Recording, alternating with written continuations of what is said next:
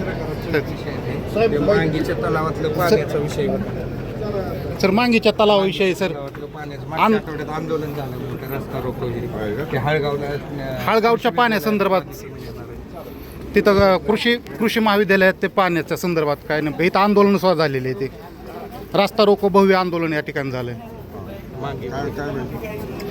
मांगीच्या तळ्यातून मांगीतून पाणी नेण्याला कृषी महाविद्यालय हे शासनाचं आहे.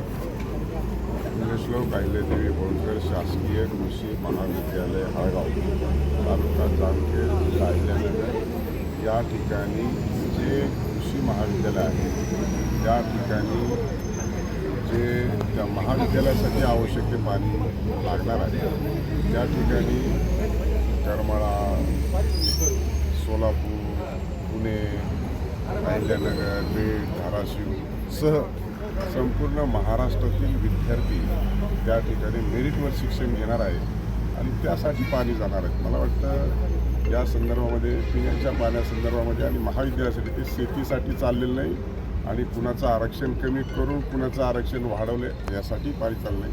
त्यामुळे काहीतरी गैरसमज झालेला आहे. त्यामुळे ती शासनाची व्यवस्थितरित्या आदेश जर पाहिला तर त्या संदर्भामध्ये आंदोलनकर्त्याचं आणि विरोध करण्याचं सगळ्यांचं शंका निरसन होईल. खूप मांगी तलावाचा कुकडीच्या लाभक्षेत्रामध्ये समावेश करून परत पाणी घेऊन जावं अशा प्रकारे सांगण्यात येत आहे. पूर्णतः ते भरत नाही आहे.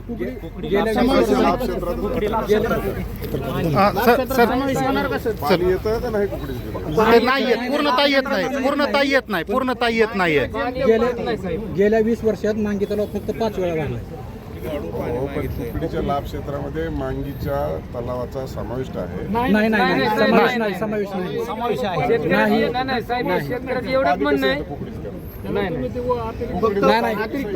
नाही पावसाचं पाण्यावर तलाव भरतो फक्त. त्यालाच कुकडीचा लाभ नाही